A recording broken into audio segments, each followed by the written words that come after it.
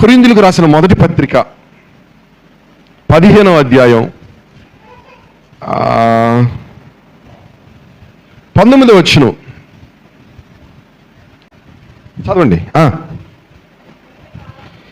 ఈ జీవిత కాలము మట్టుకే మనము క్రీస్తునందు, ఒక్క నిమిషం నా వైపు చూడండి, పౌలు గారు ఏమంటున్నారయ్యా అంటే, ఈ జీవిత కాలము మట్టుకే మనము క్రీస్తునందు నిరీక్షణ ఉంచినట్లయితే, అంటే దాని అర్థం ఏంటయ్యా అంటే, చాలామంది యేసు ప్రభుని నమ్ముకున్నారా అంటే, అవునండి నమ్ముకున్నాము. ఎందుకయ్యా అంటే, ఆయన్ని మా పక్కింటోళ్ళు నమ్ముకున్నారు, పెద్ద కారు కొన్నారు. వాళ్ళప్పుడు ఏమీ లేని వాళ్ళు ఆయన నమ్ముకొని కారు కొనుక్కున్నారు. కనుక మేము కూడా నమ్ముకుంటే కారు కొనుక్కోవచ్చు అనే ఉద్దేశంతో నమ్ముకున్నాం. ఏమండి, చాలా చోట్లకి వెళ్ళారు, బాగుపడలేదు మా ఊర్లో ఒక కుటుంబం. మరి అదేందో యేసు ప్రభు దగ్గరికి పోతే చచ్చే మనిషి బాగుపడింది.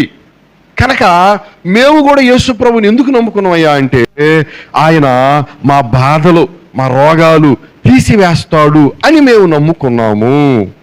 ఇది ఈ జీవిత కాలము మట్టుకే మనము ఎవరైనా ఆలోచన చేసి దేవుని మీద నిరీక్షణ ఉంచుకోవటం. అర్థమవుతుందా? అంటే యేసు ప్రభువుని నమ్ముకొని ఈ జీవితం ఇక్కడ వాటికి సాఫీగా ఎల్లబడిపోయిద్దిలే అనేటువంటి ఉద్దేశంతో భక్తిని చేయబాకండి. ఎందుకయ్యా అంటే, నా వైపు చూడండి, ఎందుకయ్యా అంటే యేసు ప్రభువును నమ్ముకున్న వ్యక్తి కారు కొంటాడు, నమ్ముకోకపోయినా కారు కొంటాడు. అది పెద్ద విశేషమేం కాదు.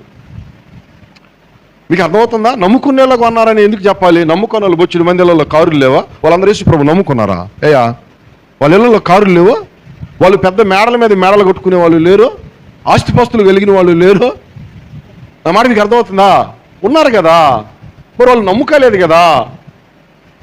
ఏమండి, కనుక వీటిని బట్టి మాత్రమే ప్రభువును మనం భక్తి చేసే వారముగా ఉండకూడదు.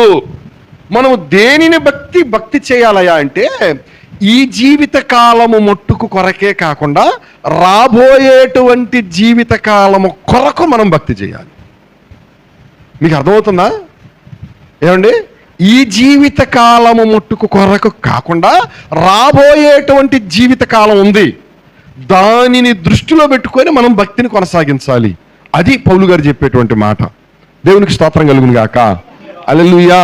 కనుక దేవుడైతే క్లియర్గా ఉన్నాడు, ఆయన ఎక్కడున్నాడో మనల్ని అక్కడ పెట్టుకోవాలని మనకు ఒక క్లారిటీ రావాలి. ఏంటిదయ్యా అంటే, నేను భక్తి ఏదో ఊరక నేను చేసుకోవటం లేదు, ఊసుబాక నేను చేసుకోవటం లేదు, నాకొక ఏంటిది, నాకొక ఆలోచన ఉన్నది. నా తండ్రి ఎక్కడున్నాడో నేను ఒక దినాన అక్కడ ఉండాలి. అది దేవునికి స్తోత్రం. హల్లెలూయా.